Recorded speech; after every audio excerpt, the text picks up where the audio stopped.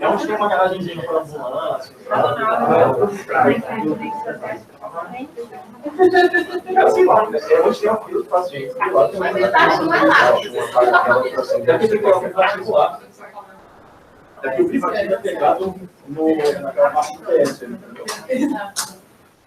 O microfone está ligado. Está ligado. Sim, não? Mas eu só programa da Então, boa tarde, pessoal. Eu sou Ana Laura, sou R3 da UTI e eu trouxe para a gente conversar um pouco, então, sobre o manejo da disfunção aguda de ventrículo direito. Então, essa é a nossa programação. Vou passar bem brevemente sobre a anatomia, discutir um pouco da fisiopatologia da disfunção do ventrículo direito e vou tentar me deter um pouquinho mais no manejo, que eu acho que é o que vai ser mais interessante para nós. Quando eu fui fazer a revisão, foi bem frustrante, assim, porque ventrículo direito tem muito pouca evidência, tem muito pouco estudo, tem muito pouca coisa para a gente basear as nossas condutas. E, basicamente, todos os estudos que eu vou trazer, todos os estudos que eu vi são estudos fisiológicos e vários bem difíceis de entender.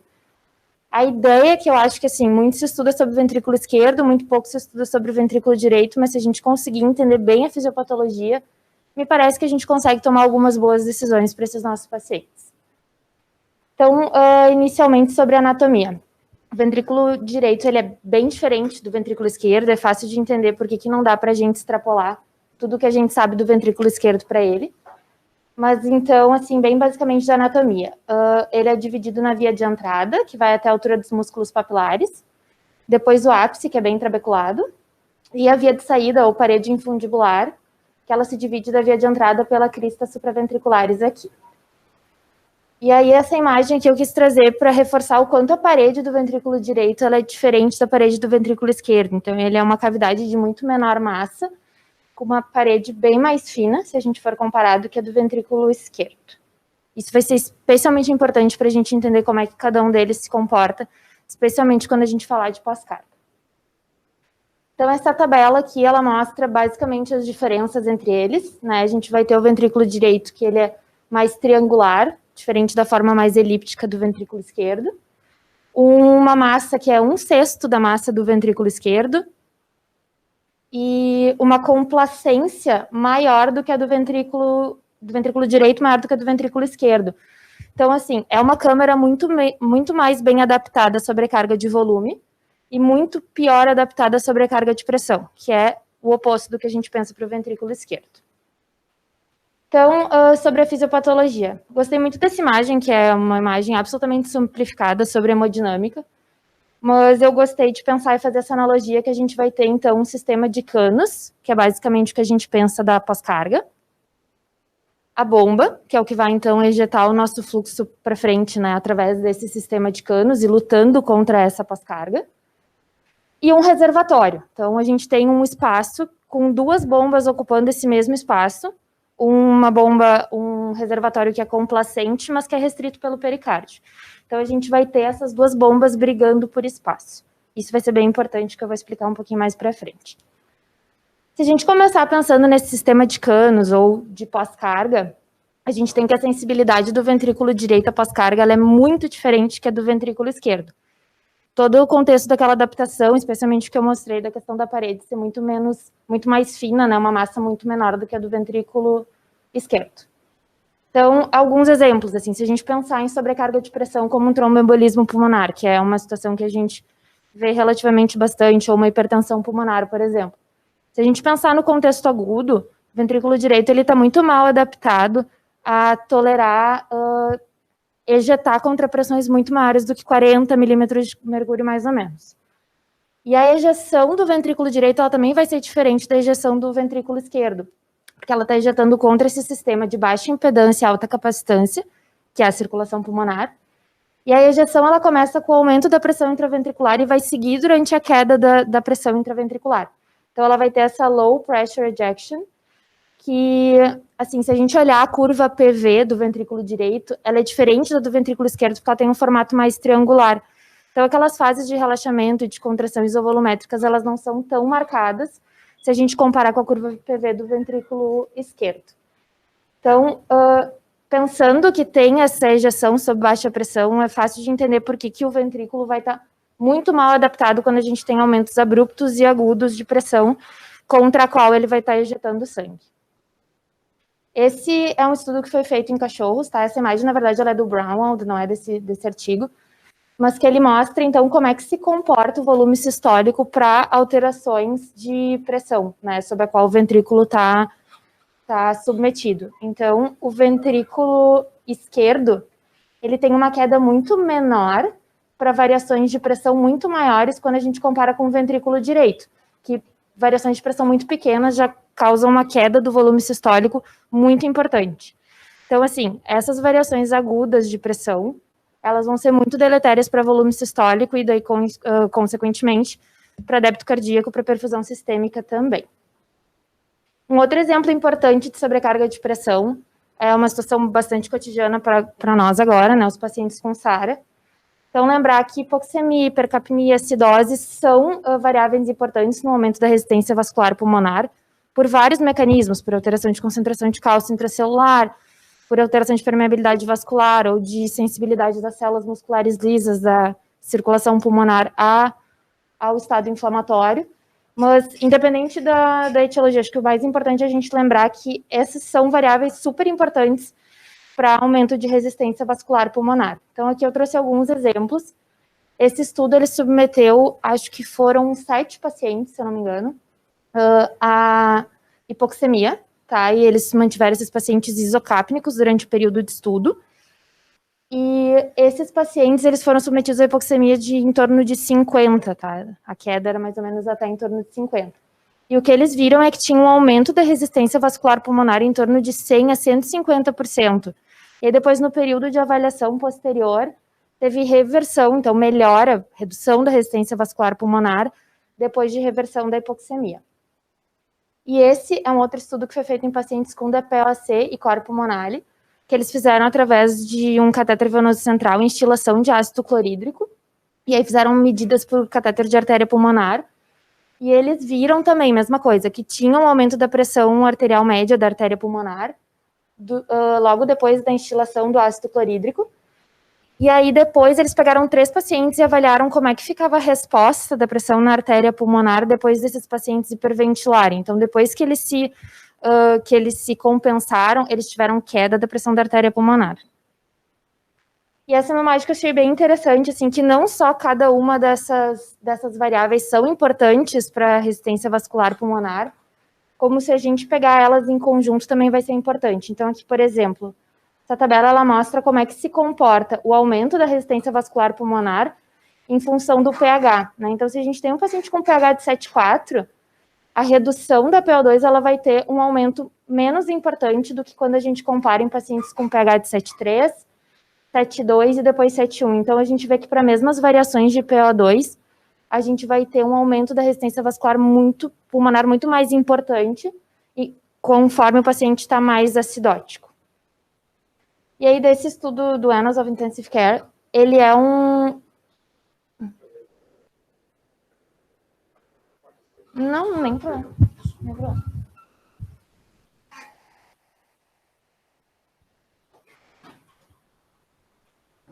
Obrigado.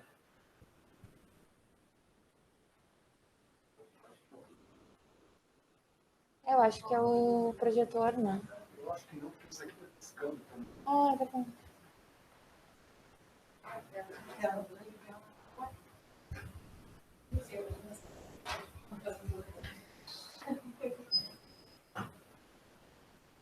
Desculpa. Não, tá precisando ter problema.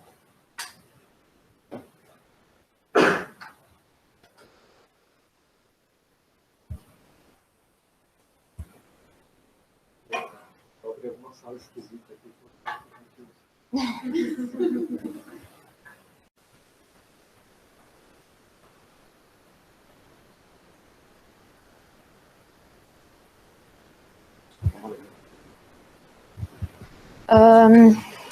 Bom, então esse é uma tabela que eles trouxeram nesse artigo do Annals of Intensive Care, que eles colocaram alguns estudos em pacientes com SARA grave, que avaliaram medidas hemodinâmicas de circulação pulmonar.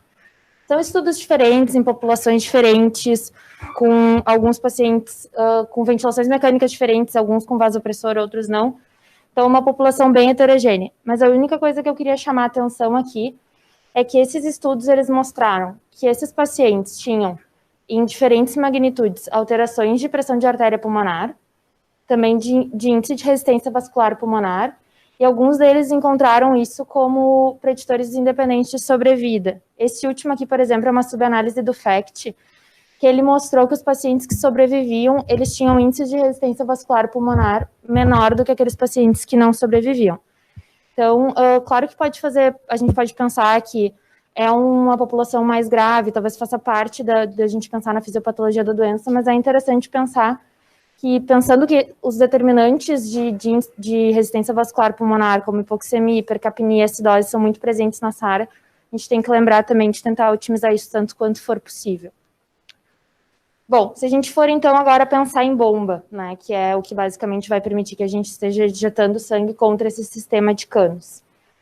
A perfusão do ventrículo direito, ela também é muito diferente da perfusão do ventrículo esquerdo. Então, é uma perfusão que vai acontecer durante todo o ciclo cardíaco, diferente do ventrículo esquerdo, que vai perfundir durante a diástole. Por ser uma parede, por ser uma câmara com massa menor, ela vai ter geralmente um menor consumo de oxigênio, mas tudo isso faz com que, em momento de aumento de pressão, ela vai ter uma autorregulação de fluxo muito pior e muito menor do que o do ventrículo esquerdo. Então, aqui, esse é de um estudo que avaliou as implicações clínicas e fisiológicas de alteração de perfusão de ventrículo direito. E essa curva aqui ela é bem importante, assim, da gente ver que, como é que funciona o fluxo coronariano da coronária direita, em comparação com a curva de pressão da aorta. Então, dá para ver que o fluxo ele é constante, ele é presente ao longo de todo o ciclo cardíaco. Diferente do ventrículo esquerdo, que chega a ter um fluxo reverso durante a sístole, o ventrículo direito ele vai depender dessa perfusão durante todo o ciclo. E esse outro gráfico aqui em cima é do ventrículo esquerdo e aqui é do ventrículo direito. Ele mostra também como é que funciona o fluxo coronariano em relação à pressão de perfusão coronariana. Então, o ventrículo esquerdo, ele se adapta muito bem, assim, entre 70 e 110, mais ou menos, ele mantém um fluxo coronariano constante, o que não é verdade para o ventrículo direito, né, que ele tem uma queda linear conforme cai, então a pressão de perfusão coronariana, ele vai ter redução de fluxo. E esse aqui, só para ilustrar também, é um outro estudo que mostrou como é que eles avaliaram por ressonância cardíaca, circulação direita e circulação esquerda. E esses aqui são pacientes saudáveis, e esses são pacientes com hipertensão pulmonar idiopática. E aí eles mostram, de novo, né, como o fluxo é constante ao longo de todo o ciclo cardíaco, diferente do ventrículo esquerdo, então esse é o ventrículo esquerdo normal, esse é o ventrículo direito normal. E se a gente vai pensar num paciente com hipertensão pulmonar idiopática, isso são pacientes crônicos, ele fica com uma curva muito parecida com a do ventrículo esquerdo. Então, assim, num contexto agudo, o ventrículo direito não consegue reproduzir essa forma de perfusão, né? Então, ele não consegue se adaptar a isso, e por isso ele sofre muito. E aí, por fim, se a gente for pensar no reservatório, então, como eu falei, né, é um reservatório com duas bombas que ocupam o mesmo espaço, que apesar de ser complacente, tem a restrição do pericárdio. Então, é o conceito de interdependência ventricular que é super importante de entender, assim. Quando a gente tem um ventrículo direito e um ventrículo esquerdo funcionando normalmente, a gente vai ter esse ventrículo esquerdo ocupando muito menos espaço do que o ventrículo direito, ocupando menos espaço do que o ventrículo esquerdo. Se a gente tem dilatação, seja por sobrecarga de pressão, seja por sobrecarga de volume, a gente vai ter, então, o ventrículo direito dilatado, que vai empurrar o septo contra o ventrículo esquerdo, isso vai diminuir os volumes de enchimento diastólicos e aumentar as pressões de enchimento. E isso, consequentemente, lá em última análise, vai acabar diminuindo o débito cardíaco. Além de que, se a gente dilatar o ventrículo direito, a gente também vai estar piorando essa compressão que o pericárdio faz sobre esse reservatório. Então, tudo isso vai estar contribuindo muito para diminuir o débito cardíaco lá no final do nosso raciocínio. Então, se a gente pensar que, bom, canos, bomba e reservatório, ou seja, pós-carga, contratilidade, perfusão e interdependência ventricular, são formas da gente ter injúria sobre o ventrículo direito a ponto de gerar disfunção. A gente não pode esquecer que não só isso é importante da gente identificar, como todas essas causas podem ser contribuintes. Então, a gente pode ter um defeito de bomba, mas que uma sobrecarga volêmica, por exemplo, também está contribuindo e gerando e perpetuando o que a gente chama da espiral da morte, ou do ciclo vicioso da disfunção do ventrículo direito. Então, aqui eu simplifiquei, eu separei em 3 momentos diferentes para depois juntar tudo. Se a gente pensar, então, num aumento de pós-carga, a gente vai ter uma redução do débito cardíaco do ventrículo direito, com uma redução da pré-carga do ventrículo esquerdo, e, em última análise, a gente vai ter redução do débito cardíaco. Se a gente tiver ainda, pensando nesse aumento de pós-carga, um ventrículo que vai dilatar para conseguir vencer essa pressão maior que está submetido, a gente ainda vai ter um ventrículo dilatado, desviando o septo e piorando ainda mais essa redução do débito cardíaco. Se a gente pensar em redução de contratilidade, então em problema de bomba, infarto de ventrículo direito, miocardite, a gente vai ter, de novo, redução do débito cardíaco do ventrículo direito, redução de pré-carga do ventrículo esquerdo, e redução do débito cardíaco. Quando a gente tem redução do débito cardíaco, a gente vai ter redução de perfusão global, sistêmica, mas também do ventrículo direito. Então, essa redução de perfusão, pensando que ela vai ser, como o ventrículo direito é super dependente daquela perfusão durante todo o ciclo cardíaco, como eu falei, se a gente ainda tiver essa redução de perfusão gerada por essa redução de débito cardíaco, a gente vai ter mais um fator que vai estar perpetuando esse ciclo. E aí, por fim, se a gente pensar em sobrecarga de volume, que acaba sendo bem esquecida, eu vou falar um pouquinho mais depois sobre, a gente vai ter um ventrículo que vai aumentar as pressões de enchimento, vai acabar desviando esse septo, reduzindo pré-carga, e, de novo, reduzindo o débito cardíaco do ventrículo esquerdo, e reduzindo o débito cardíaco e perfusão sistêmica, né? Se a gente pegar, então, aí, a redução do débito cardíaco como índice, né? A gente vai ter uma redução da pressão arterial média, com redução da perfusão, redução do débito cardíaco do ventrículo direito, né, piora da contratilidade ainda mais, além de um ventrículo direito que já está sofrido por um insulto inicial. Tudo isso, se a gente ainda tiver num ventrículo direito dilatado, seja por sobrecarga pressórica, seja por sobrecarga volêmica, a gente vai ter desvio de septo, redução de pré-carga do ventrículo esquerdo, e tudo isso vai se retroalimentar e formar esse ciclo vicioso que vai ser, quando ele estiver bem estabelecido, vai ser difícil de tirar o paciente disso. Então, pensando, né, nas 3 possíveis causas iniciais e, consequentemente, também contribuintes uma para a outra para a gente entrar nesse ciclo. Acho que essa imagem até ficou desconfigurada, mas ela é um pouco mais esquemática, assim, para a gente entender como tudo se interrelaciona. Então, a gente pode ter ali, então, uma sobrecarga pressórica, né, um aumento da pré-carga, a gente pode ter uma sobrecarga de volume e uma redução de contratilidade. Eu acho que é a forma mais fácil da gente pensar nos 3 possíveis insultos iniciais que a gente vai ter para uma disfunção de ventrículo direito. E aí, sim, né, tudo vai se interrelacionar, porque se a gente tem lá um ventrículo direito que está sofrendo com sobrecarga de pressão, porque tem, sei lá, um TEP, um paciente com hipertensão pulmonar descompensado, tudo isso vai descompensar o ventrículo direito, mas se a gente inclui outras coisas nisso, por exemplo, fizer uma sobrecarga hídrica, a gente lá no final vai estar diminuindo ainda mais a pressão arterial média, piorando a isquemia, né, que é um ventrículo que já está mais dilatado, aumentaram as forças compressivas, diminuiu a perfusão durante a sístole, que é uma coisa que o ventrículo direito não está adaptado. Então, tudo isso vai gerar esse ciclo vicioso que, quando ele está bem estabelecido, vai ser difícil da gente até saber o que veio primeiro, né, qual foi a manifestação índice que descompensou nosso paciente no primeiro momento.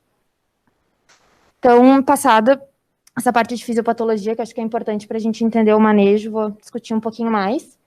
E aí a gente vai discutir um pouco sobre fluidos, vasopressores, pós-carga, contratilidade e, bem brevemente, falar um pouquinho sobre intubação orotraqueal.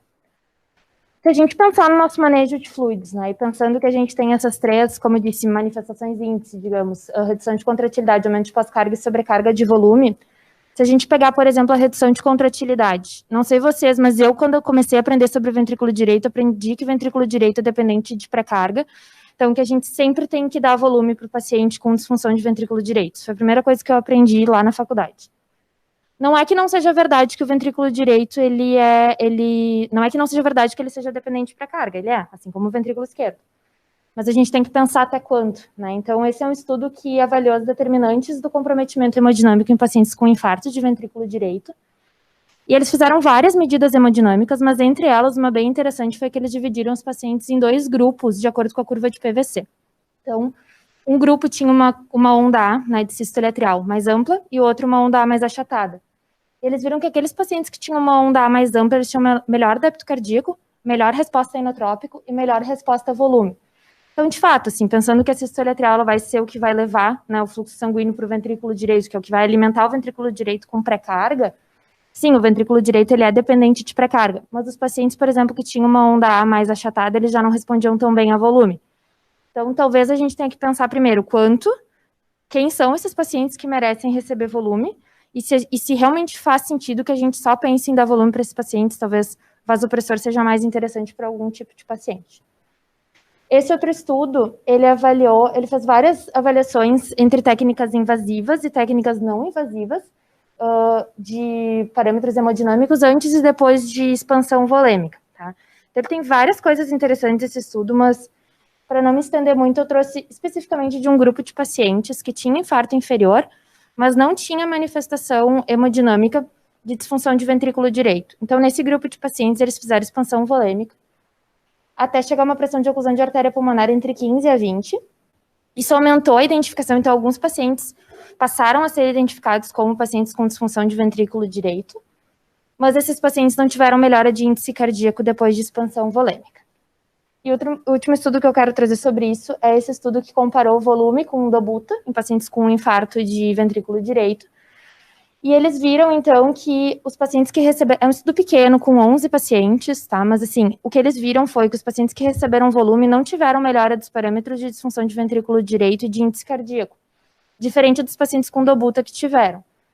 E eles colocam que isso é, né, compatível com outros estudos prévios. Aqui tem alguns outros estudos antigos. Esse aqui, por exemplo, ele mostrou que se a gente tiver ali uma PVC, uma pressão de átrio direito entre 10 a 14, parece ser bom para esses pacientes, mas maior do que isso já parece ser deletério. Então, assim, se a gente pensar aí que, de fato, o ventrículo direito ele é dependente de pré-carga, se a gente olhar a curva de Frank-Starling do ventrículo direito, ela é um pouco mais achatada que a do ventrículo esquerdo. Então, talvez esses pacientes precisem de alíquotas de volume um pouco maiores do que o ventrículo esquerdo para ter incremento em débito cardíaco. Mas a gente não pode fazer isso de forma indiscriminada e talvez nem todos os pacientes se beneficiem também da gente fazer expansão volêmica. Aumento de pós-carga, então, se a gente pensar num paciente com TEP, por exemplo. Eu trouxe esse estudo em cachorros, tá, que eles compararam NORA com expansão volêmica em pacientes com aumento agudo, em cachorros, né, com aumento agudo de pós-carga. E eles viram que mesmo o aumento de volemia bem pequeno mostrava parâmetros de piora de disfunção do ventrículo direito. E aí vasopressor pareceu ser a resposta. Então, é um outro cenário, né, um cenário que a gente quer melhorar débito cardíaco, né, a gente dá volume, a gente quer melhorar débito cardíaco, mas a gente está com um ventrículo que não está conseguindo vencer um gradiente de pressão, não está conseguindo ejetar contra um gradiente de pressão muito aumentado. Então, dar volume parece que não faz sentido, né? E sobrecarga de volume, como eu falei, né, tanto nesse contexto de redução de contratilidade quanto de pós-carga, mas o que eu queria chamar a atenção é num outro grupo de pacientes que é muito cotidiano para nós, que são pacientes sépticos, por exemplo. Esse é um estudo que mostrou diferentes perfis hemodinâmicos, né, e como é que se comportava a nível de sobrevida. E essa curva de baixo aqui, ela é dos pacientes com disfunção isolada de ventrículo direito. E esses pacientes pareceram ter pior sobrevida do que os pacientes com disfunção biventricular ou os pacientes sem disfunção de ventrículo direito. Tem um viés, assim, esse estudo, esses pacientes que morreram mais, eles tinham mais taxa de ventilação mecânica, então daqui a pouco eram pacientes com mais SARA, ou pacientes mais graves, independente da disfunção do ventrículo direito. Mas é interessante a gente lembrar também, e se a gente for pensar, de novo, o Zoff ele vai ser citado aí na nossa aula, se a gente pensar todo aquele conceito de fluido minimização que ele colocou para nós, e que talvez nem todo paciente a gente tenha que enxergar que só a gente dar volume vai melhorar débito cardíaco. Se a gente pensar naquele conceito do volume estressado e volume não estressado, talvez exista um grupo de pacientes, e aqui especificamente que a sobrecarga de volume vai piorar muito a interdependência ventricular, talvez faça sentido a gente usar mais vasopressor do que volume de uma forma mais precoce. Então, aqui só para, né, reforçar o quanto a sobrecarga de volume ela vai estar bem no centro de quase tudo que a gente pensa de descompensação do ventrículo direito, seja por piora de contratilidade, seja por aumento de pós-carga, ou seja, por sobrecarga de volume num primeiro momento num paciente que já está hiperidratado não, né, hiper expandido. Sobre vasopressores, então, que eu trouxe só essa tabela para a gente lembrar, né, onde cada um vai agir mais. A fenilefrina e a dopamina não vão ter muito espaço para a gente usar, né, especialmente a dopamina, a gente está pensando em pacientes talvez com choque cardiogênico, então a gente realmente não vai usar a dopamina. E a fenilefrina, sendo esse vasopressor puro, ele vai aumentar muito a resistência vascular pulmonar, então ele já não tem muito espaço. E realmente não é um vasopressor que a gente usa, né, no nosso dia a dia. Mas aí vem as perguntas, né, qual a melhor PAM? eu não encontrei essa resposta, e isso é sempre uma dúvida, né? Me parece, e pelo que eu li de vários estudos de revisão, a gente manter uma pressão um pouco mais alta, mais perto de 70, de média, talvez, seja um pouco mais interessante para a gente manter aquele gradiente de pressão para poder perfundir o ventrículo direito. E qual o melhor vasopressor? Essa resposta também não existe, mas a gente tem que ter um uso criterioso, porque qual é a nossa ideia aqui? A gente quer aumentar a resistência vascular sistêmica, mas sem mexer na resistência vascular pulmonar. Então, a gente quer manter essa relação o mais favorável possível para manter esse gradiente de perfusão do ventrículo direito.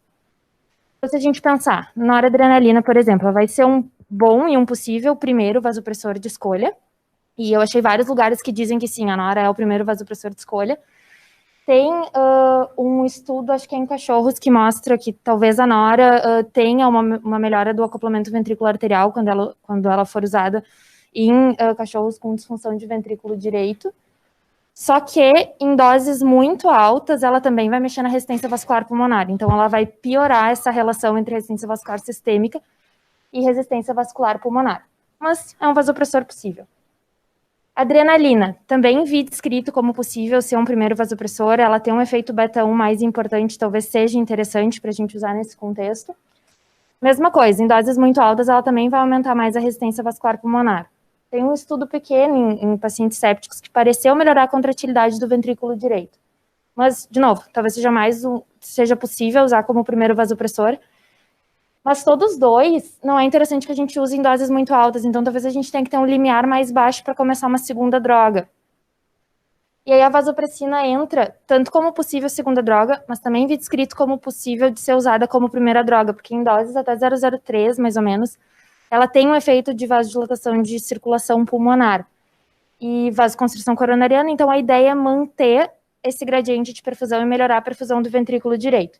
Então, também, pode ser o segundo vasopressor, pode ser o primeiro vasopressor, de acordo com alguns estudos. Isso eu não achei descrito e não me parece mesmo ser unanimidade na literatura. E quando a gente pensa em inotrópico, acho que a coisa mais importante para discutir é o quanto a gente não pode começar inotrópico antes da gente ter o paciente bem otimizado a nível de pré-carga e talvez já com vasopressor, talvez já recebendo vasopressor, porque agudamente eles vão vasodilatar, isso vai fazer KIPAM, e, consequentemente, o paciente vai descompensar mais ainda. Mas todos os dois podem ser usados, os estudos que comparam dobuta e milrinone não mostraram diferença de mortalidade, nem diferença de potencial arritmogênico entre os dois, mas parece que nos pacientes, claro, com choque cardiogênico, vai ter indicação de uso, mas a gente sempre tem que cuidar para não causar aquela vasodilatação inicial e descompensar ainda mais o paciente.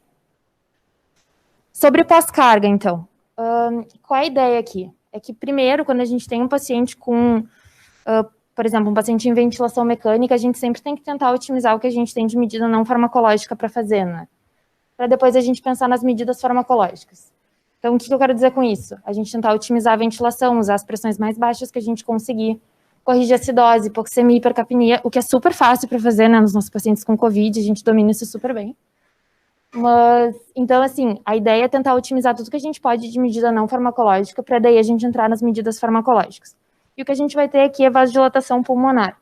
Então, a ideia é fazer essa vasodilatação regional, para não fazer vasodilatação sistêmica e piorar ainda mais a perfusão.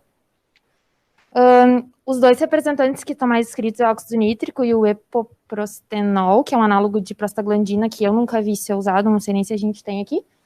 Mas, de qualquer forma, o óxido nítrico vai ser o nosso maior representante. Então, a ideia é que melhore a oxigenação e reduza a pós-carga, né?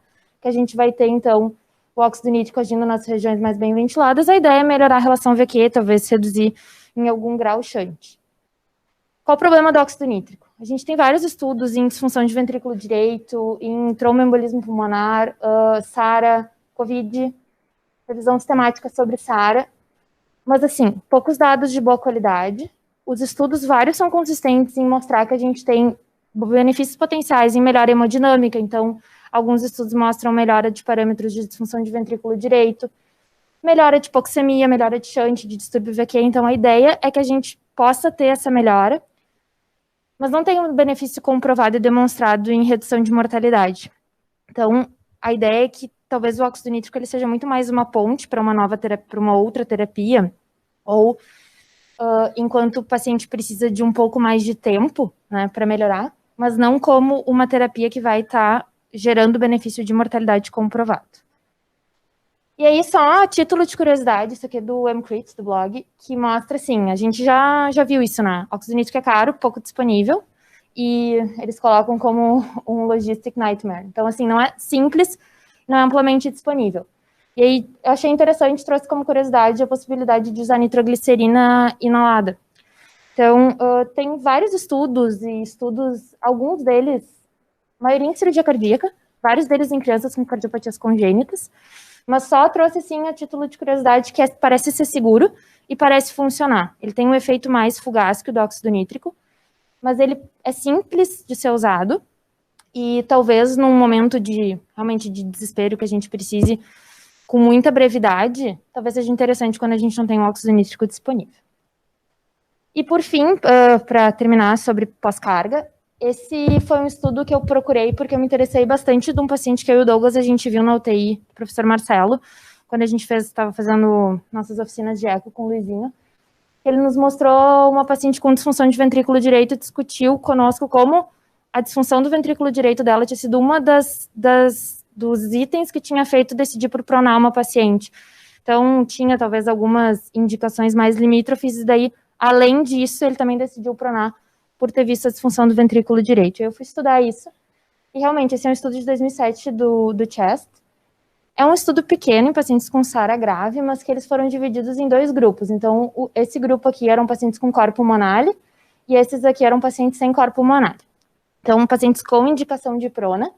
E aí, depois da posição prona, eles avaliaram que teve redução nas pressões e melhora da PCO2 também. E daí, se a gente lembrar que são alguns dos determinantes que vão piorar pós-carga, realmente talvez faça sentido a gente tentar descomprimir, né, entre aspas, esse ventrículo direito. E aí, aqui são os desfechos depois, né, de avaliação hemodinâmica. Então, eles tiveram melhora do índice cardíaco, esse daí aqui só do grupo dos pacientes com corpo monale, né? Melhora do índice cardíaco, melhora da relação de área diastólica final entre ventrículo direito e ventrículo esquerdo e aumento do volume diastólico final do ventrículo esquerdo. Então, realmente, parece ser interessante. A gente não vai agora começar a pronar os pacientes só única e exclusivamente por isso, mas talvez seja mais um dado para a gente usar quando a gente ainda está pensando se vai pronar ou não um paciente. Sobre contratilidade, eu não vou me deter muito. Quando eu comecei a estudar isso e eu queria botar alguma coisa de suporte mecânico, mas achei que ia me estender demais. Mas a ideia é o que eu falei, né? A gente, eventualmente, os pacientes vão ter indicação de inotrópico e a gente tem que sempre estar com a pré-carga otimizada, o paciente tem que estar com o vasopressor e tem que estar com a hemodinâmica o mais otimizado possível, para daí a gente começar inotrópico, para ele não sofrer com a vasodilatação. E, bom, se é um infarto de ventrículo direito, a gente vai tentar levar esse paciente para revascularização, enfim. E, eventualmente, os pacientes vão precisar de suporte mecânico, mas a ideia toda é a gente entender que quando isso aqui é a manifestação inicial, a gente tem que tentar otimizar tudo que a gente pode, especialmente a nível de pré-carga também, para a gente não estar correndo naquele erro de estar expandindo os pacientes. E, por fim, intubação, eu decidi falar sobre intubação, porque intubação é um dos itens, pacientes com corpo monale, é um dos itens de via aérea fisiologicamente difícil, né?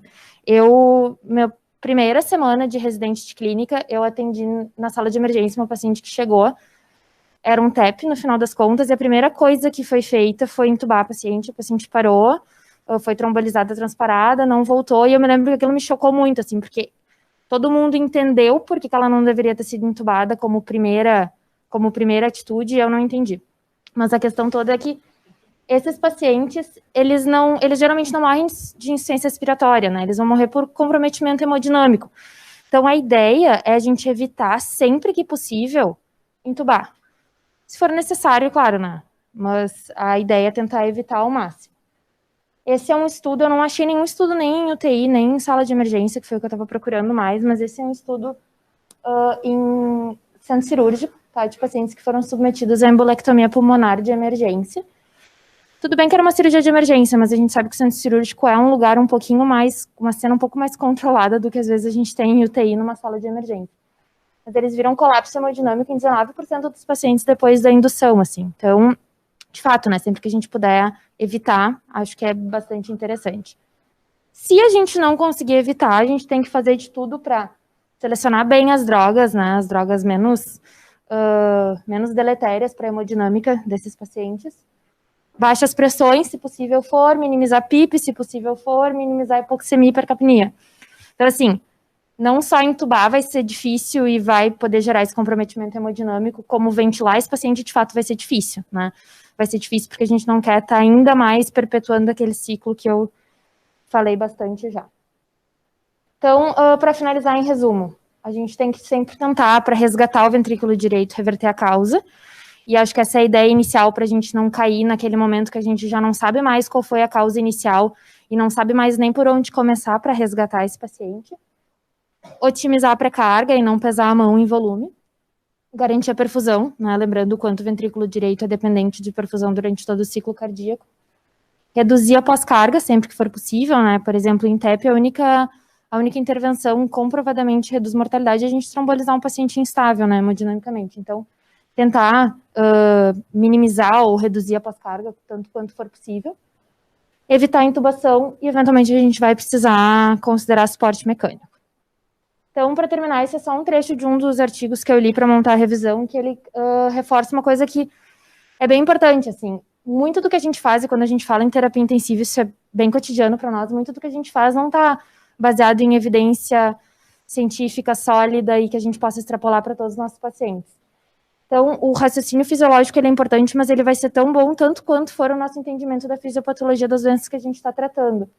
Porque muitas vezes a gente pensando fisiologicamente, a gente pode fazer mais mal do que bem, né? Então, a ideia é a gente conseguir sempre entender bem a fisiopatologia, especialmente quando a gente não tem as melhores evidências para encaixar nos nossos pacientes, para a gente poder dar o melhor tratamento e não causar mais mal do que bem. É isso.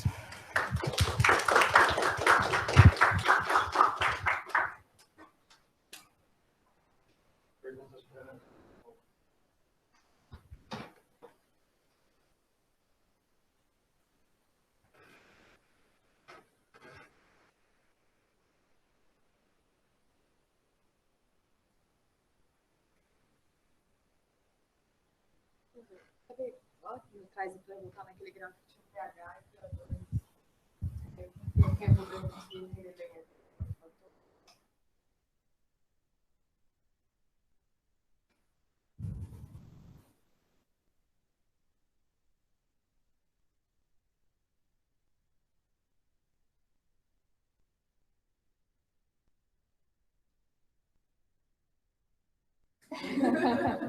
As próximas perguntas vão ser depois da minha, provavelmente. Desculpa.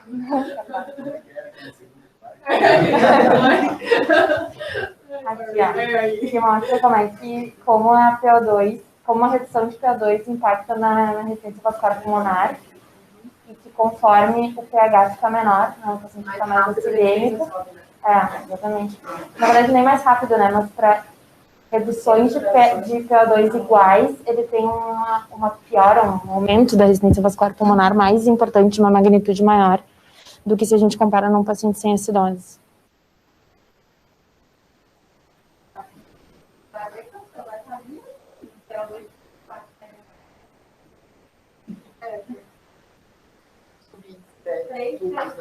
Uhum.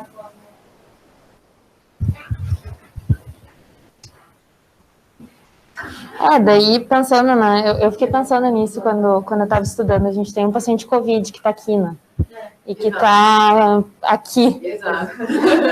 E aí a gente está com uma resistência vascular pulmonar enorme, e aí a gente tem que intubar, porque daí sim, esse é um paciente com insuficiência respiratória. É um desespero, né? Quantas vezes a gente vai fazer eco e tem um bebê grande, já que tem TEP, aí começa, né? Vamos comprovar, vamos fazer e talvez seja um dos motivos que alguns pacientes têm tanta instabilidade perintubação, né? Além de só de a gente pensar em hipoxemia, além só... É um paciente precapnico, hipoxêmico, acidótico, e que a gente não consegue botar pressão baixa, eventualmente, para ventilar. É um desespero.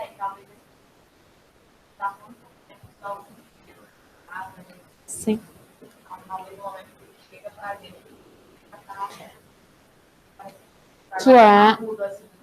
Que é isso aqui, né? Que vários desses estudos em pacientes com SARA grave tinham algum grau de aumento de resistência vascular pulmonar, ou só que seja aumento da pressão da artéria pulmonar.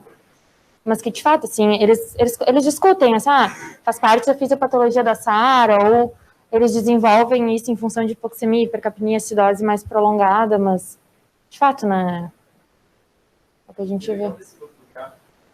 O O2 só vai fazer alguma diferença abaixo de 50. Uhum. Porque às vezes fica, olha, não vou baixar demais, para deixar ele mais. Está tudo mais que fica. Vai fazer diferença. Uhum. Sim, né? Essa parte mais constante aqui das curvas, né?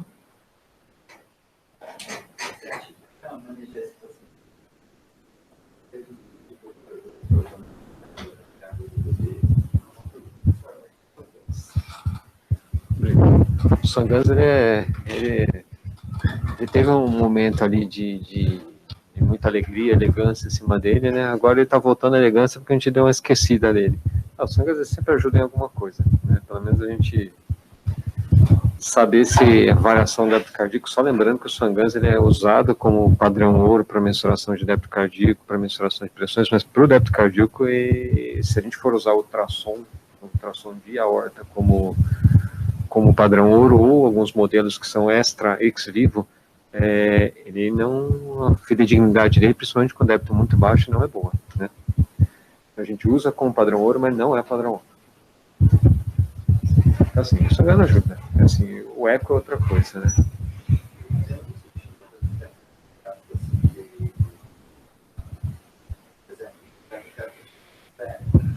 E aí, você está começando a ter um padrão de restrição diastólica que está piorando. Talvez que esteja uma carga de volume é um substituto desse tudo, né?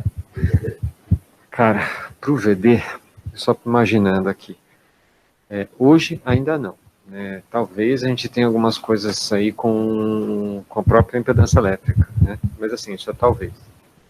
Mas só lembrar que assim, o Sangans e o eco eles se completam, né? Não é que um é melhor que o outro, não.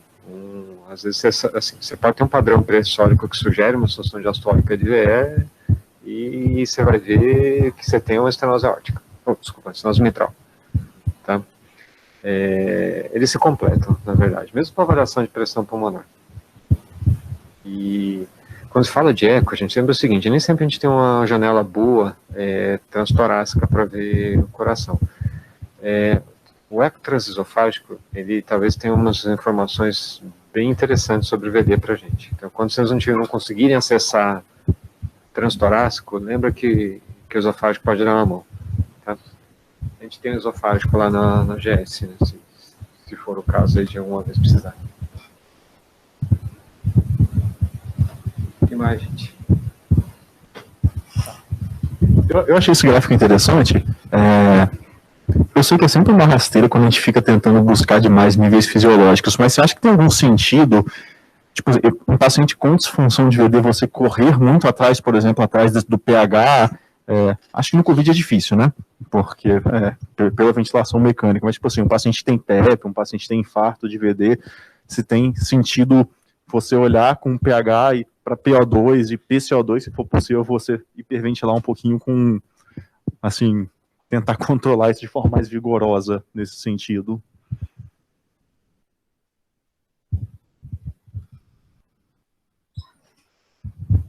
Na verdade, não sei dizer assim, não vi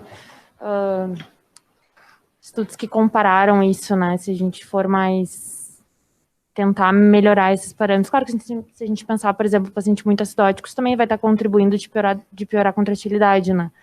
Vai ser mais uma questão para comprometimento hemodinâmico.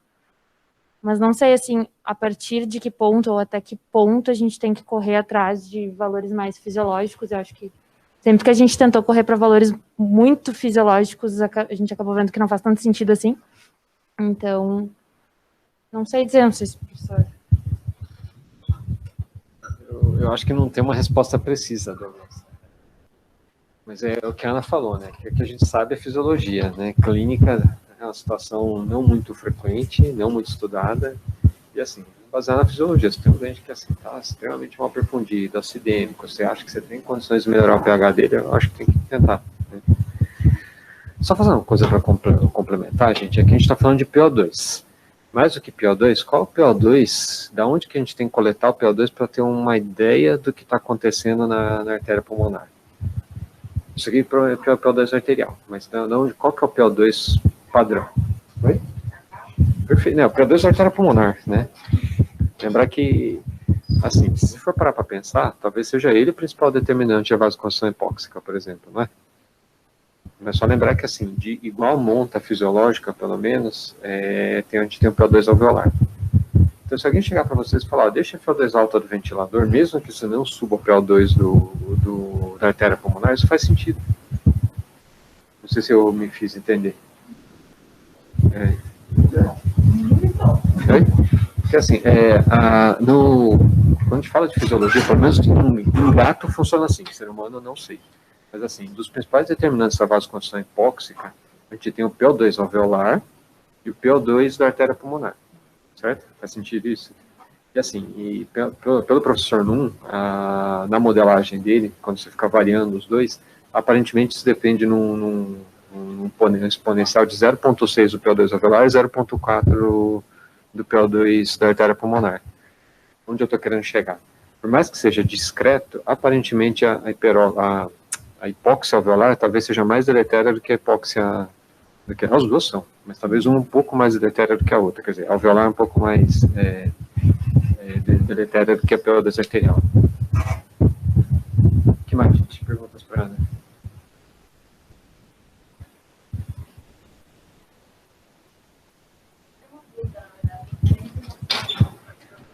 Só para o pessoal escutar. É que eu lembro quando eu rodei na UTI pneumo, a gente pegou alguns casos de HP descompensado, HP primária mesmo. E, assim, eu não entendia muito bem na época, ainda não entendo, né? Mas eu lembro que a gente ficava correndo muito atrás de coletar gaso central para ver, inclusive, PO2 venosa. Eu não sei se tem a ver com esse gráfico, do tipo que o senhor acabou de falar que talvez a mais fidedigna seria da artéria pulmonar, mas a beira-leito, a gente não tem como acessar isso. Então, assim, qual seria o racional? Assim, seria a mesma coisa, talvez. O PO2 venoso, ou seja, ele misto ou central, ele tem dois significados para você, né, na situação do doente com HP descompensada. Ele é um dos determinantes, provavelmente, a vasoconstrição hipóxica, que, assim, qual é o real papel no doente com HP descompensada? Acho que, assim, cada doente deve ter o seu, não sabemos, mas, se for, tem um significado. O outro que é uma ferramenta de monitorização do ponto de vista de perfusão periférica, né? Você tem um doente com a PO2 venosa relativamente alta, lá seus 35, 30, provavelmente é um doente que está recebendo o déficit cardíaco que ele precisa. Tá? Nos doentes com HP, especialmente, você imagina o seguinte, a saturação, a pressão, a oxigenação sistêmica deles depende muito da pressão venosa. Então, assim, lembra que um dos principais determinantes do doente desaturar no exercício com hipertensão pulmonar é que ele faz baixo débito, aumenta a taxa de extração. Nem faz baixo débito. Ele mantém o débito igual, não consegue subir, aumenta a taxa de extração porque aumentou o VO2. A saturação venosa é baixa, a capacidade do pulmão de subir uma saturação venosa X para uma X mais sei lá quanto, ela é pequena. Então, se é um X mais 20, o dente estava saturando 60, ele subia para 90 de saturação. Agora essa saturação cai para 40, 30 no exercício, e o pulmão consegue subir 30 de saturação. Eu estou falando valores fixos, mas não é bem assim que funciona. Tá? Então de 30 vai subir para 60, então ele vai desaturar. Isso vira uma bola de neve, que ele chega mais baixo ainda a saturação venosa, desatura mais ainda, e vai. Tá? Bom, perguntas?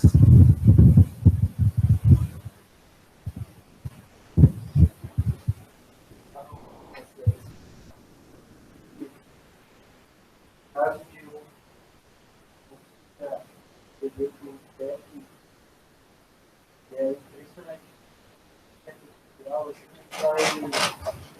Vai escolher e dependeria muito rápido.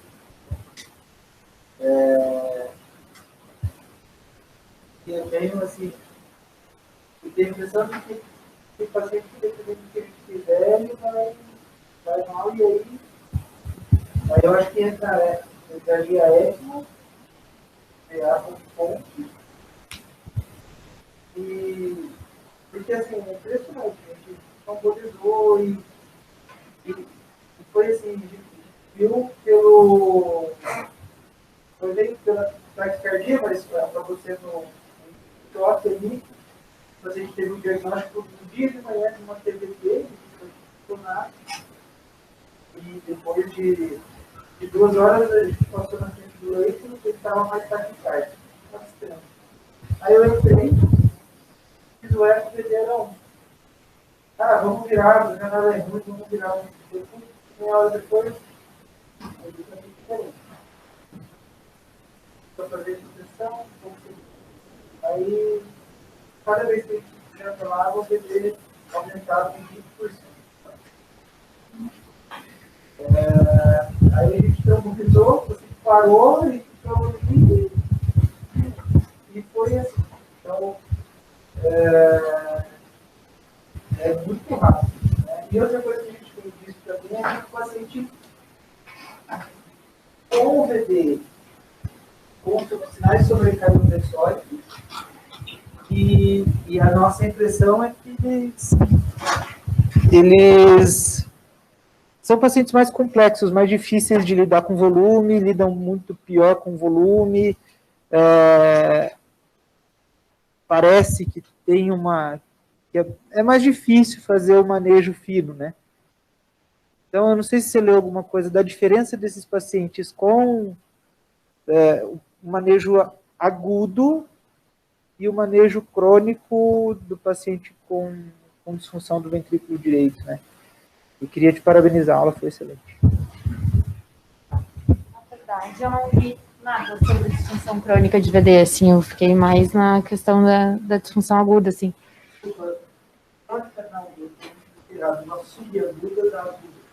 Não, tipo, descompensação de hipertensão pulmonar, eu não li nada sobre isso, assim, eu li basicamente sobre essas disfunções bem agudas, assim.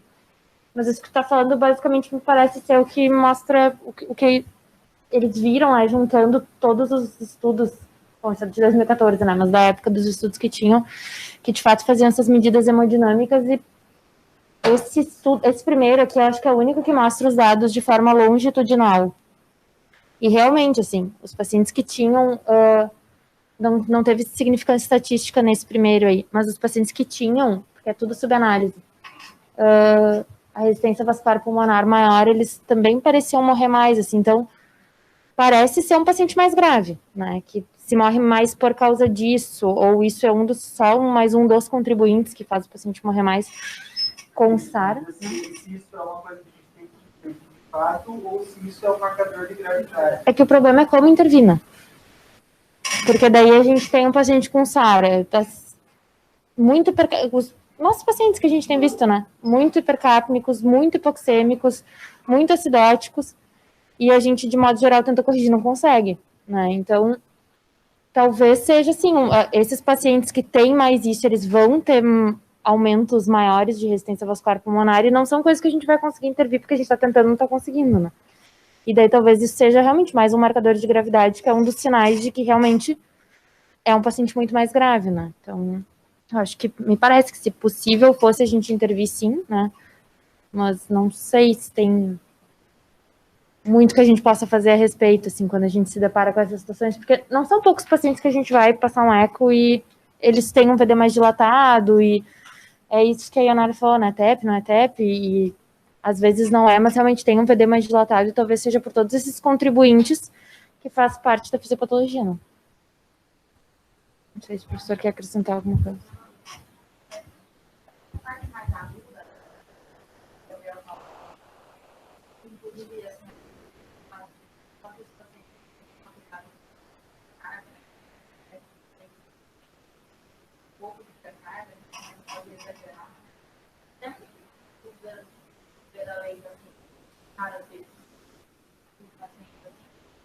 Fazer um pouco de volume normal. Igual que a gente aprende com a parte de VD, faz 250, né? Uma coisa bem de floresta.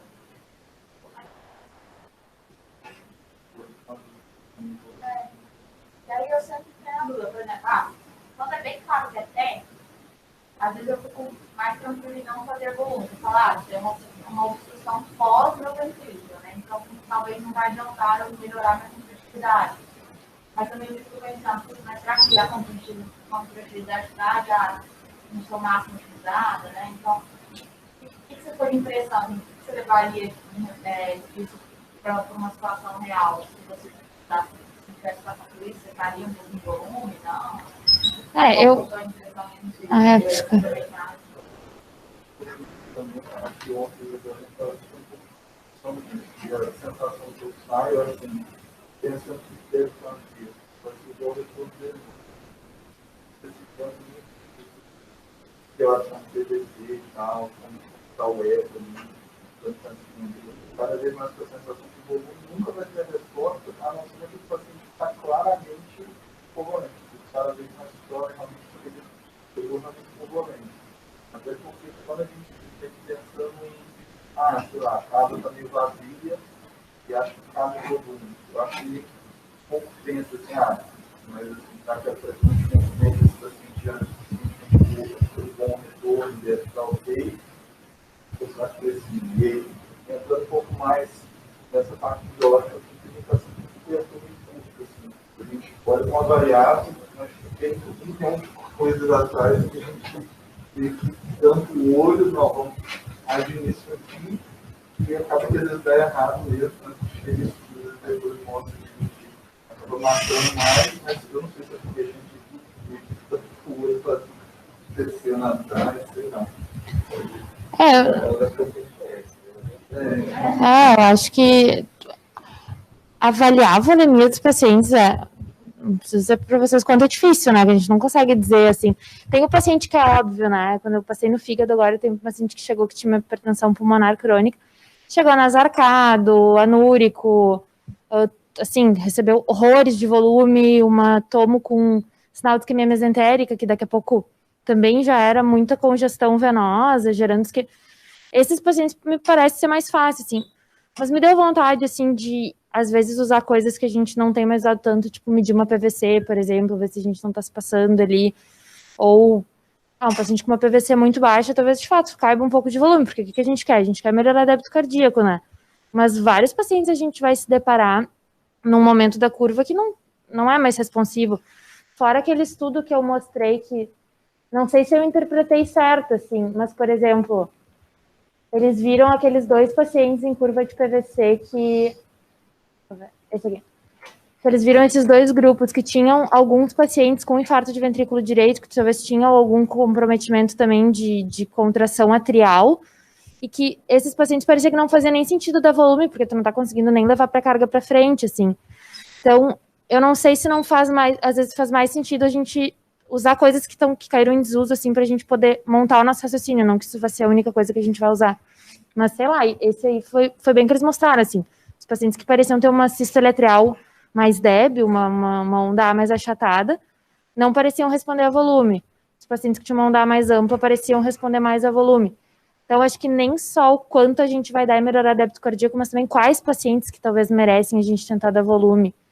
E aí, quando eu fui dar aula, eu olhei 2 vezes de novo a aula do Zófoli, que realmente, assim, dá vontade de não dar volume para ninguém, né? Da gente fazer muita fluido minimização, especialmente se a gente pensa ali que se a gente se o VD tá com déficit de contratilidade grave, né? A gente tá enchendo de volume, ele tá aumentando a pressão de enchimento, ele vai começar a empurrar mais o ventrículo esquerdo, e é desesperador pensar o quanto entra nesse ciclo que a gente não consegue resgatar, né? Então... exato. Então, eu não sei... Acho até que eu não respondi, assim, eu fico com a mesma angústia que tu, mesmo tendo estudado, assim, e lido bastante sobre, eu fico com a mesma angústia que tu, assim, porque é difícil a gente bater o martelo, esse paciente precisa, esse paciente não precisa, assim, acho que a gente tem que se cercar do máximo de informações que a gente consegue, assim.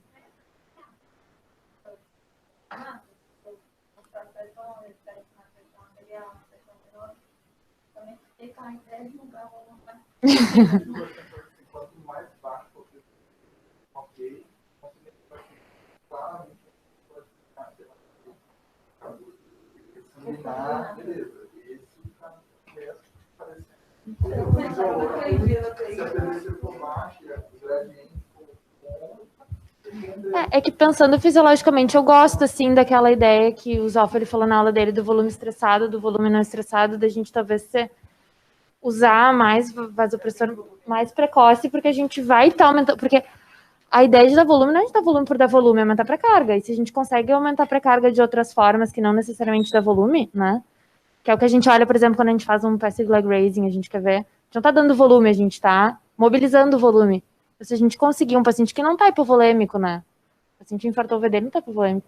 Se a gente conseguir mobilizar esse volume de outra forma que não dar o volume, me parece interessante. Mas acho que essa resposta, assim, bem, de uma forma bem categórica, acho que é um pouco difícil, assim. Não sei se...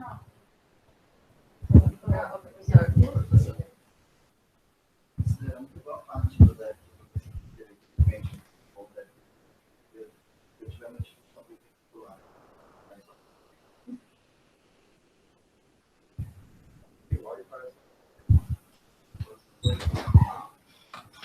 Você nunca vai saber o que está causando o quê, né? Ali. Deixa eu só falar as impressões que eu tenho, gente, só.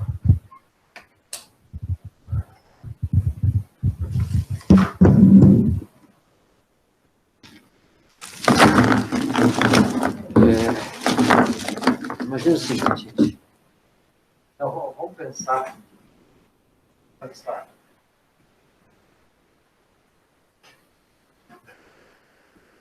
Vamos pensar o Frankenstein que todo mundo pensa quando a gente fala de Frankenstein. Frankenstein do que é? Vamos chamar isso aqui de pressão diastólica final? Certo? E isso aqui de volume sistólico. Então, como é que é o VR? É um negócio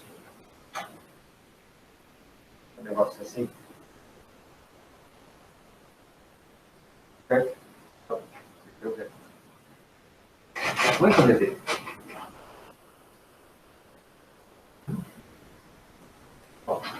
O VR e o VD do mesmo leite tem que ter o mesmo volume sistólico.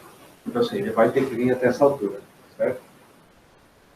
Mas a resposta do VD, em geral, é muito mais próxima. É muito mais sensível. Certo? Então, assim, o cara que você variou, conseguiu variar, isso não é tão fácil. Foi de 1 para 2 milímetros de mercúrio de PVC, por exemplo. Tá? É o cara que, se ele não melhorou da cardíaca, desculpa, difícil é melhorar. Então, assim, a história de você tá na dúvida, dar um pouco de volume, dá um pouco de volume. Se não melhorou, a gente faz. Agora, se você dá volume, dá uma ideia. Tem um caso, eu não peço Black Raising, a gente já está fazendo algo muito parecido. Assim, usa no peça Black Raising, vê se a gente, de repente, ele melhora de alguma coisa do débito cardíaco, do pressão arterial, etc. Certo? O delta PT. O delta PT, por exemplo, de amplitude pesada. Isso a gente fala depois, nós vamos continuar aqui nessa ideia. Então, assim, isso é uma coisa que a gente tem que ter na cabeça, gente. O VD ele é muito mais sensível na resposta a elevações pressóricas, volumétricas, seja lá o que a gente está falando aqui. É de volume estressado ou estressado. Tá? Tá bom. Só uma dúvida, desculpa. A altura de intensidade do VR, quando você tem uma redução da coisa de compatibilidade, ela vai se aproximando e se fica mais paralela à curva da pressão diastólica. A do VD, isso também acontece. Peraí, desculpa. Fala. Ela cai a angulação, né? Quando eu tenho uma redução da compatibilidade, ele cai a... Ele vai cair para cá. E os dois andando para cá. Isso no ventrículo direito também é verdadeiro. Também é verdadeiro, eles têm que ser iguais. Se você tiver por exemplo, um volume sistólico do VD, daqui a pouco o leite está super inchado. Vice-versa, não deu alguma. Mas a angulação da curva não cai. Assim, ela cai. Bom.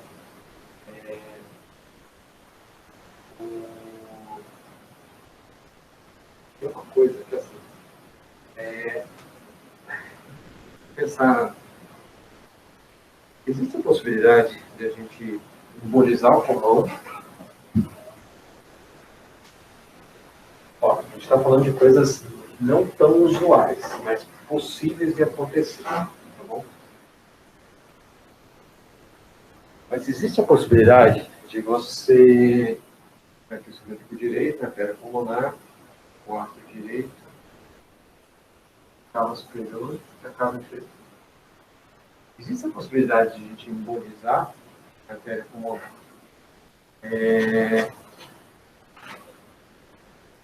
Distender em partes desse VD e a PVC desse paciente, ela cair ou ficar igual? Você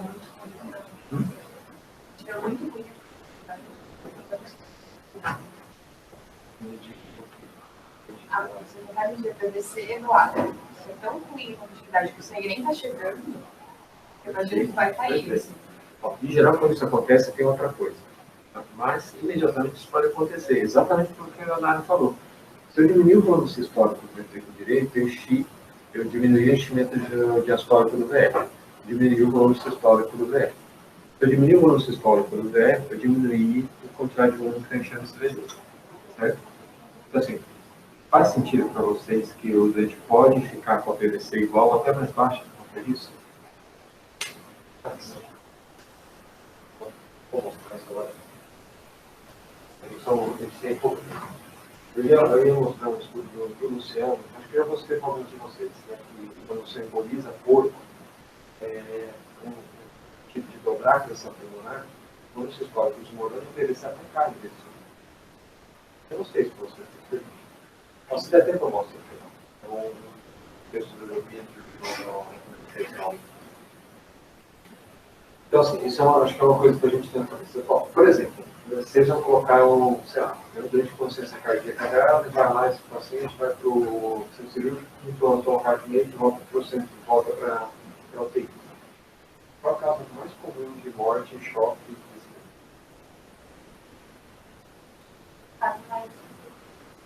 Função de ED, mas por quê? É uma coisa que transporte de comum, mas por quê? Transporte cardíaco, mas por quê? Olha, você imagina o seguinte, esse doente vivia com um volume, fração de injeção, desculpa, um volume sistólico muito baixo. A gente pegou esse cara e colocou para muito alto. Aumentou o retorno venoso dele e horrores. E já tinha uma HT aqui antes, provavelmente. Um volume muito baixo. Ele tem a árvore pulmonar, pelo menos parcialmente remodelada. Aí o que a gente faz? A gente vai lá e aumenta esse enchimento do coração direito. Ele tende a distender. Tá? Grande problema disso. Ele vai parar de encher o VE, vai parar de encher o VE, o próprio dispositivo vai começar a funcionar mal e eles vão se equilibrar em algum momento. Certo? Então, bola de neve. Né?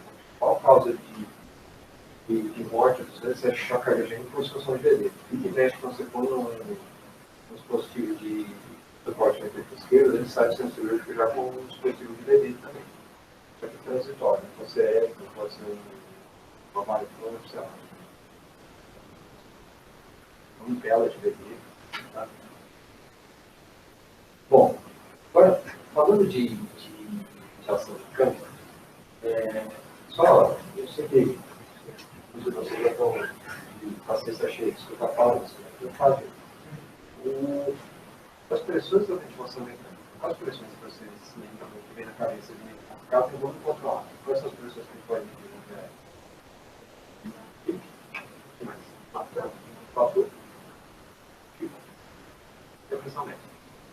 Qual dessas é mais relacionada à interação com o coração?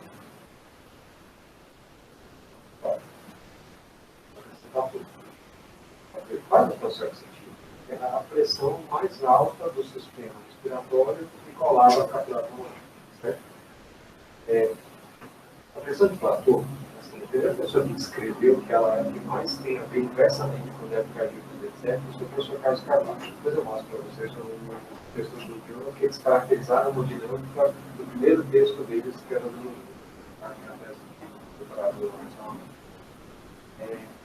o Fernando Sampieri tem um texto interessante também, que impor, pelo menos, o platô é o que mais se correlaciona, por exemplo, à subida da pressão intracraniana de corpo com hipertensão intracraniana. Faz sentido também, porque assim, talvez a pressão de maior interação, maior tempo de interação, disposição que correlaciona que é respiratório com cardiovascular. Então, vai nisso. Se eu conseguir deixar sempre o platô um pouco mais baixo, é uma coisa interessante na cabeça. cuidado, vocês têm dente global, dente com hipertensão pulmonar, sabe? Um dente com HP primário, um HPI compensado.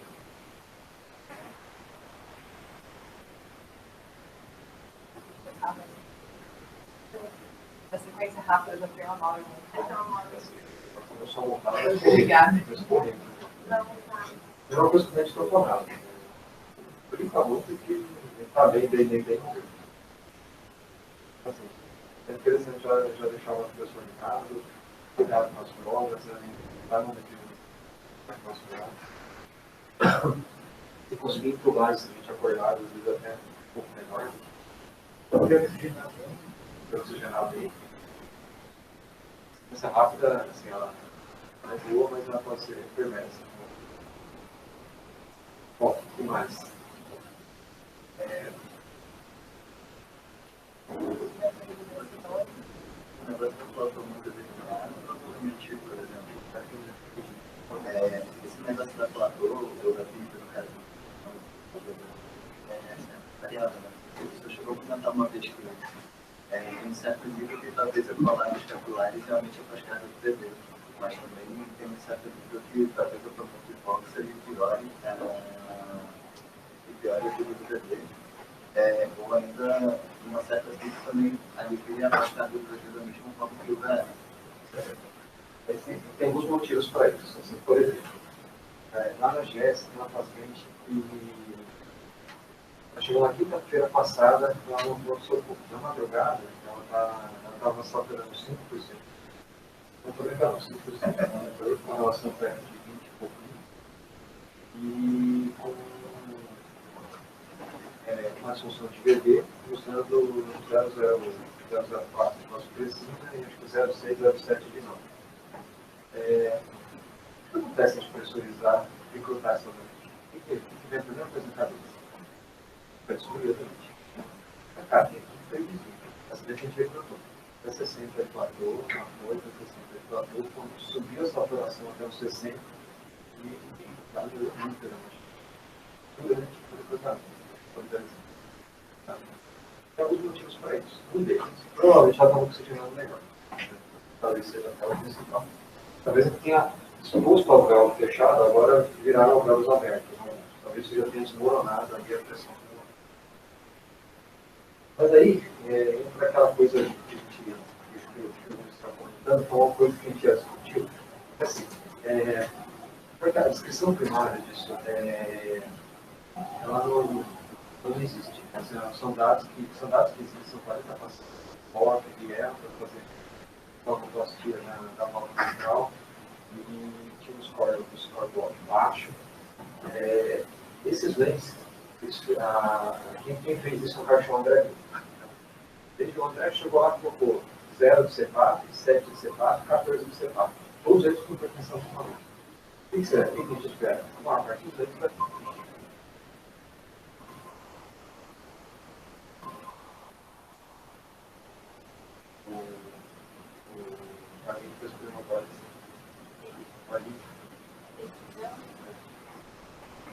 deixa eu só ver se é alguma coisa relacionada a isso.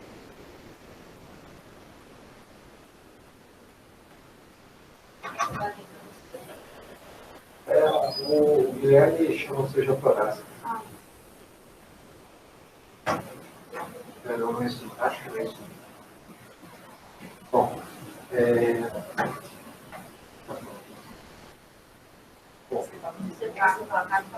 sim. E assim, como a gente podia esperar, senão boa parte dos doentes ia pressurizando, como vocês falam que é essa dor. Perfeito. Eu sei que um grupinho desses 40 pacientes, eu acho que 5 pacientes, um pouco mais de 10% deles, subiram o ônus sistólico para 14. E assim, escalonado. De 0 para 7, subiu o ônus sistólico. De 7 para 14, explodiu o ônus sistólico. Acreditem, os pacientes que tinham pior hipertensão pulmonar, todos eles tinham pressão pulmonar sistólica acima de 70. Assim, faz sentido isso? Ó, eu vou só, desculpa, eu vou fazer o mesmo desenho daquela vez, que é assim. Uma coisa assim, você chute no escuro, né? Absolutamente chute. Mas o fato é que alguns pacientes melhoram. Aparentemente são os mais graves. Imagina assim, primeira coisa, o que é pós-carga?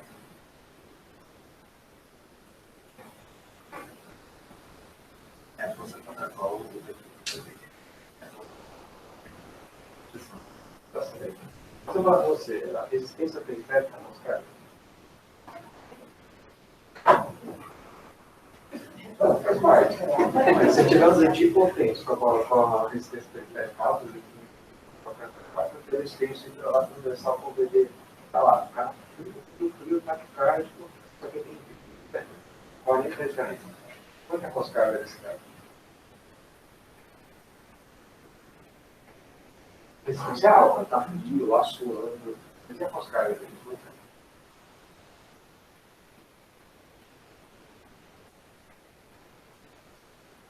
Baixo não. Foi igual. Então, teoricamente é baixo.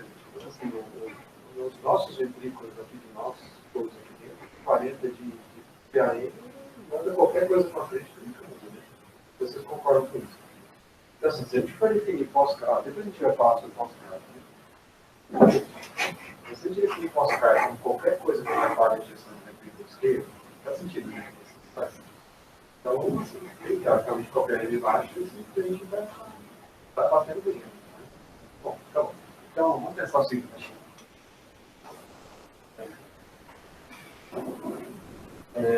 Eu vou. Eu sou. Acho que foi, quem vai falar para vocês de pós-carga vai ser o. Mas ele vai mostrar para vocês. O James Norton, um fisiologista norte-americano, ele fez o seguinte, né? Você pega, vamos pensar, ele definiu isso por VD, VE, mas vou chamar de VD, isso aqui é o VD do Dante.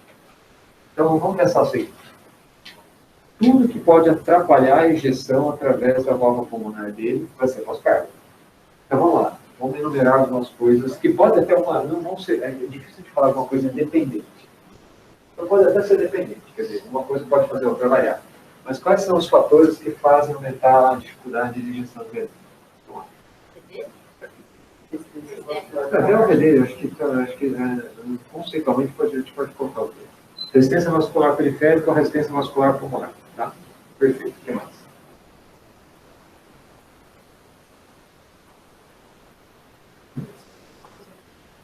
Pressão pleural. Sim, a gente vai chegar lá. Não vamos por aqui. Vamos por só que coisa aqui que dá para a gente ver que acontece. Coisas que dificultam a injeção. Bom, pressão arterial pulmonar média. Vamos chamar de papel, né? O que mais? A gente tem uma estenose pulmonar. Então, assim, vai a morfologia da válvula pulmonar. O que mais? As ondas de refluxo, igual as nossas ondas de pulso periféricas. Tá bom, então onda de refluxo. Paradoxal. O que mais?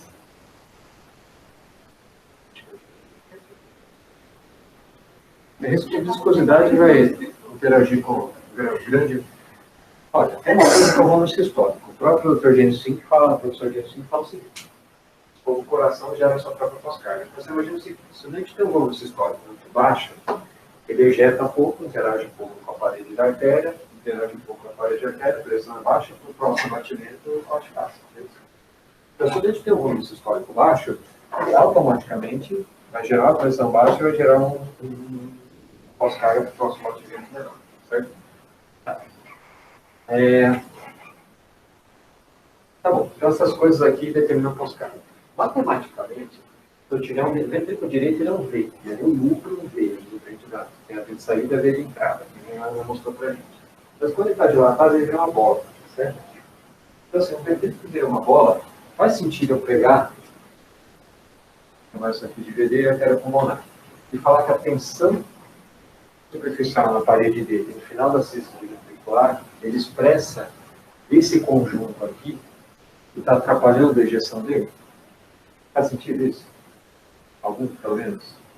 Ó, eu tenho um monte de fábricas nessa modelagem do professor James Norton, mas, ó, então assim, se eu vou chamar de tensão na parede, o que depende da tensão na parede pela Laplace?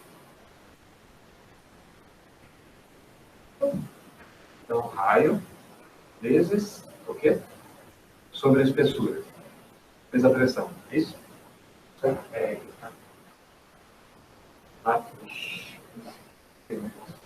Vou por ponto. Tá? Raio vezes a pressão sobre a espessura. Tá bom. Que pressão que a gente está falando nesse momento aqui? É a pressão de dentro menos a de fora, a pressão transmural, concorda? A pressão pericárdica, que é a pressão de fora, depende do quê? Ela interage até de uma forma amplificada com a pressão pleural, que você falou. Em cachorro, por exemplo, a pressão pericárdica, conforme a gente mexe na pressão pleural, a pressão pericárdica sobe de forma não linear, amplificada. Não, assim, é algo modelado, mas não sei dizer qual é o modelo, mas é não linear, tá bom? Tá bom. Então, assim, vocês concordam que se eu pressurizar o pericárdio, quer dizer, pressurizar a pleura, pressurizar o pericárdio desse doente, e a pressão ventricular, se não estiver parecida, a pressão transmural, que é de dentro e de fora, ela vai diminuir. Então, se eu diminuir a pressão transmural, que é essa pressão que a gente está levando em conta, o que vai acontecer com a nossa pós-carga no médico? Vai cair também. Certo? Mais ainda, se eu pressurizar muito esse pericárdio, vocês concordam que eu vou diminuir o tamanho dele? Depois eu vou mostrar para vocês, a gente com cardiopatia dilatada, quando a gente coloca 10 e separa eles, eles chegam a diminuir até 70 ml de volume do ventrículo esquerdo, né, daquele coronografia radioisotôpica. Tá? Quer dizer, 70 ml é volume para caramba, 70 ml é nosso volume sistólico. Né? Então, assim, se eu diminuir o volume desse negócio, bom, eu diminuo o raio, que depende do raio ao cubo, né? É isso? Então, eu diminuo o raio. Então, se eu diminuir pressurizando o doente, diminuir a pressão transmural, diminuir o raio, eu diminui pra caramba a pós-carga dele. Mas ainda, se eu pressurizei o pulmão do doente e não tive grandes influências na resistência como ar, porque não tive tanto colapso, ou melhor ainda até, a gente oxigenou o alvéolo. Só para falar uma coisa para vocês. Nos doentes que têm insuficiência cardíaca, por exemplo, esse doente que tem insuficiência mitral, que foi o que o André Mendes estudou. Vocês concordam que chega numa época da vida que o cara fica com o pulmão quase que todo modelado, estrutura vascular? Eu posso variar quanto quiser de pressão do pulmão, a repercussão vai existir, mas é pequena no repercussão direito. Certo? Tá bom. Essa doente que está lá na GS, a doente que ela chegou já com 20 em relação pré-ETA, 20 em PO2, assim, tem uma vasoconstrição bem importante. Talvez pressurizar o pulmão dessa doente não fez não criou tanto problema de aumentar a resistência, pelo contrário. Se a gente abrir alguns alvéolos, talvez até tenha diminuído a resistência. Mas um VD que estava bem dilatado, que era o caso dela, talvez isso tenha diminuído a pós-carga, concorda? A gente só descobriu uma coisa, não dá para saber o que vai acontecer. Tem que saber, testar. Testar um momento, a gente testou. Poderia ser que só para pensar que estava com a pele vazia, mas pressurizou. Já estava pressurizadinha, estava pronada, já pressurizou com a pronada. Então, assim, ela estava tocando 5% de supina, 11% pronada. E aí subiu para 60%. Qual que não para? Ah, beleza, tem 2 anos, né? Olha lá, vem tocando. Já responde aumentando, foi levantando. E na primeira, e ela já. Ela foi assim, ela estava com a pico de 5, virou 10, 12, 14, ela chegou a 20. Não teve nenhuma repercussão, aí ela virou 25, 25, 15, 25, foi 25, 15, 25, 15, 25 de pico, 15 de platô. Assim, ela reduziu para 5 e para 3 de platô. Não é a melhor forma. Então, para 20, foi 30, 15, 45, 45. Eu fui fazendo isso rápido, eu cheguei nos 660 pontos. Peso grande assim. Mas só pelo um pouco melhor. Ah, sabe? Tá voltada.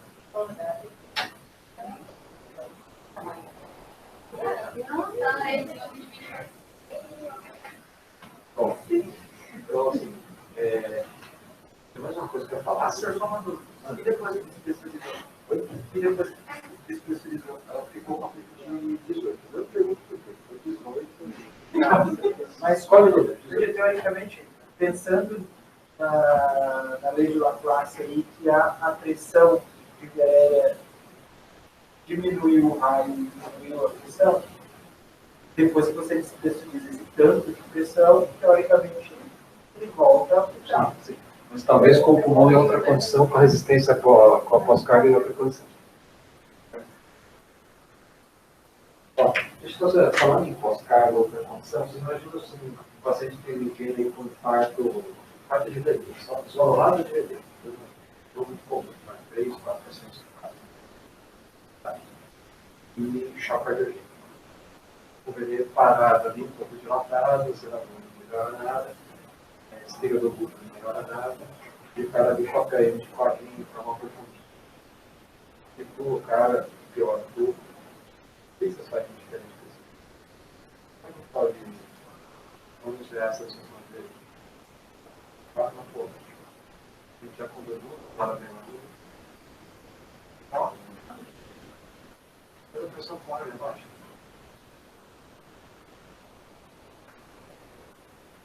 Eu sei que é baixo. A gente não vai isolar toda a consciência cardíaca, justamente para a gente afastar. E aqui, assim, não é porque a pressão é baixa, você vai deixar o 10 lá para ele. Não pensa nisso. Então, coisa. Eu lembro de um paciente pré-Covid, quando uma paciente que teve uma área seguida, que estava no quarto clínico, lembra que foi essa septotomia? Essa septotomia, assim, em sala, isso existe? Mas existe. Mas, porque eu lembro da opinião, os pacientes que abriam o foraminal, quando eles estavam descompensados, eles melhoravam muito, né? E eu lembro que assim, ele ficou hipoxêmico, mas que, porque assim, eles estavam descompensados da HP, ele tiraram a hipoxemia que abriu o foraminal e a hemodinâmica melhorava. Tipo, aquela paciente foi nesse contexto de um corpo pulmonar, de bebê muito ruim, porque, né? Eu só gosto da VD dela, pelo VD dela.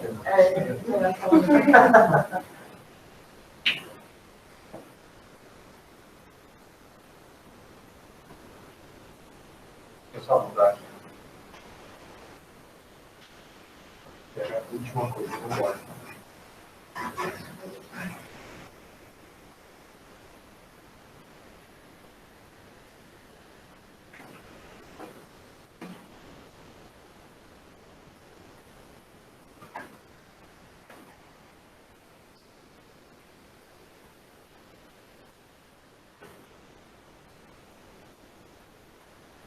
Os primeiros vídeos. Você já viu? Essa senhora era uma menina jovem que fez uma lesão por bactrina e depois de um trauma com lesão de.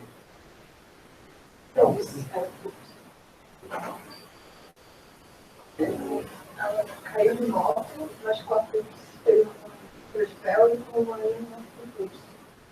E aí ela foi usando bactrina português para infecção de fisioterapia. Ela fez uma lesão pulmonar. A gente acha que foi muito tempo. Cada vez que eu estava, eu já estava morrendo. Olha o tamanho do VD dela, gente. Ficou, né? Nossa. O VD dela era normal no começo do vídeo. Ela falou de console que ela estourou, e no sábado ficou com eco, mas já sabendo que aquela coisa, pode estar transtorno. Não faz nada. Aí gerou um grande. Tá morrendo. Aqui é a Fernanda Garcia dela.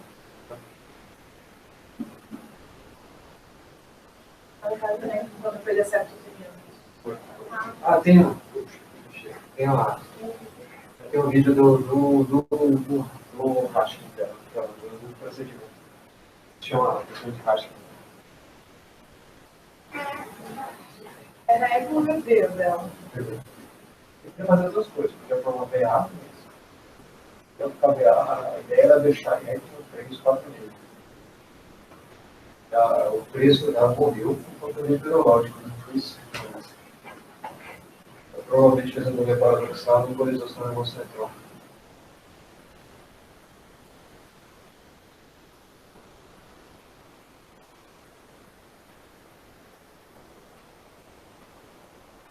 só quero mostrar para vocês. Ela fez um CA, que era para ser 2,5 centímetros, acabou ficando com 1,6, que não rasgou o centro dela. Falando sobre isso, diferente do da Tatiana, a coluna dela tem por um pé. Sim, a gente queria fazer para tudo bem, não conseguiu. Esse aqui é o balão, acho que isso aqui está na veia pulmonar inferior esquerda, e isso aqui é o esofágico. A ideia é furar com a agulha a porção membranácea do septo inferior. Então, você sabe onde é que está? Eu tinha feito, assim, nunca vez que eu vi tentar, que não deu certo, colocar um Thunderheart, quando era residente ainda, podia procurar o septo por hora de nível. A gente está falando, por isso que a coisa fácil é fundamental, você deve deitar no também.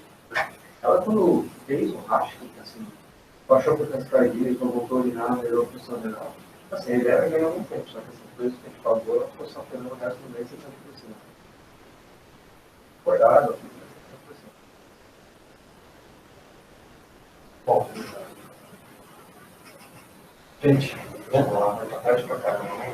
Vou voltar aqui.